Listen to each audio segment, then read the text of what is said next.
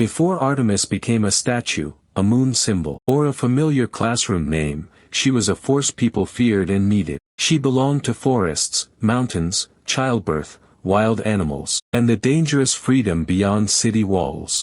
That older Artemis was not soft. She was sharp, remote, protective, and punishing. In Greek imagination, that mixture made her unforgettable, because she ruled places where beauty and danger lived together. Her story begins inside a divine family already full of tension. Artemis was the daughter of Zeus and Leto, and from the beginning jealousy and pursuit followed her household. Hera targeted Leto, and the struggle around Artemis' birth became part of the goddess herself. Even before she lifted a bow, survival and hostility were already written into her legend. Myth says Artemis was born first and then helped her mother deliver Apollo. That strange detail explains one of the deepest paradoxes in her worship. Artemis was a virgin huntress associated with distance from marriage. Yet she also protected childbirth, young children, and the dangerous transition into adult life. She governed thresholds. She watched the exact moment when safety turned to risk. That is why her myths feel tense even in silence. Artemis is always nearest when a boundary is about to be crossed. In art, Artemis carries a bow, a quiver, deer, hounds, a torch, and sometimes the moon itself. None of those symbols are decorative. Each one tells you how her power works. The bow means distance and punishment from afar. The deer binds her to wildness that cannot be tamed. The torch lets her move through darkness with perfect control. Even the moon association, which grew stronger over time, gave Artemis a cool and watchful authority. She was not the warmth of daylight. She was the intelligence of the night. Her myths repeat the same warning. Artemis protects what is sacred to her, and she answers violation fast. Few gods in Greek myth punish intrusion with such clarity. When Actaeon saw her bathing, whether by accident or arrogance, Artemis turned him into a stag. Then his own hounds destroyed him, as if the wild itself had judged him. That story is brutal, but it is not random. It teaches that some boundaries are not there to be tested, and Artemis exists precisely to enforce them. When Niobe boasted too proudly against Leto, Artemis and Apollo answered with slaughter. Pride, in these myths, is not confidence. It is blindness before sacred order. Before Troy, Agamemnon offended Artemis, and the winds themselves failed. Suddenly an army could not move, because one goddess had turned nature into judgment. In each case, Artemis is defending more than pride. She is defending boundaries between mortal and divine, hunter and prey, boast and humility, desire and restraint. That is why her worship spread so widely across the Greek world. Artemis mattered wherever people felt exposed, near forests, ports, borders, childbirth, or the uncertain passage into adulthood. At Ephesus, her identity changed again. There, the Artemis known across the Mediterranean looked very different from the athletic huntress of mainland Greek art. The Ephesian Artemis became richly adorned, civic, cosmic, and bound to fertility and abundance. She was still Artemis, but she had learned a new local language of power. Her temple at Ephesus was one of the wonders of the ancient world. That alone tells you how far her presence had traveled from mountain huntress to imperial monument. This matters because Artemis was never one frozen image. She moved through regions, absorbed local memory, and became what different communities most feared or needed. Her rise was not only poetic, it was institutional. Festivals, offerings, sanctuaries, civic rituals, and public architecture kept Artemis alive in ordinary time. Girls danced in her sanctuaries, hunters prayed to her, sailors, mothers, and magistrates all found reasons to invoke her name. Few deities touched so many kinds of fear. That breadth gave Artemis durability. She could inhabit literature, local ritual, and monumental architecture at the same time, which made her harder to push aside.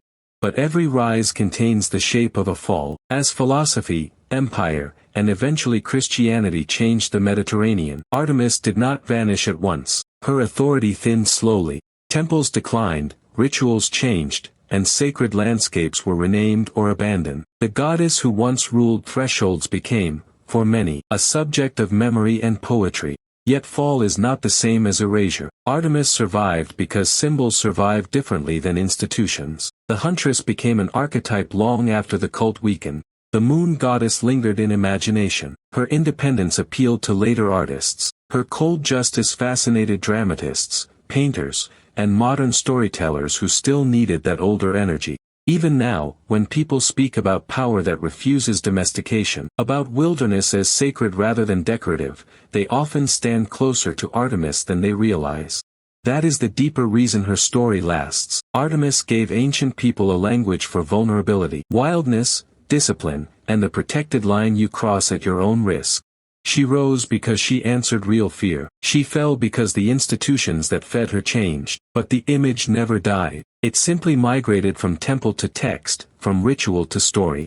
That may be the final twist in her myth. Artemis did not survive by remaining untouched. She survived by changing form, which is how powerful symbols usually endure. Her worship also shows how ancient religion worked through local detail. A goddess could keep the same name while changing dress, ritual, emphasis, and emotional meaning from one community to another. If you look only for a huntress with a bow, you miss the larger truth. Artemis was a system of meanings: wilderness, justice, restraint, fear, transition, and sacred distance. Her sanctuaries make the pattern concrete: a place for girls at Boron, a civic center at Ephesus, and hunting shrines in rural landscapes show that worship answered local needs. The common name remained, but the ritual emphasis changed with the community. That local variety is not a weakness in the evidence. It is the evidence. Artemis survived because different cities could recognize her and still need her differently.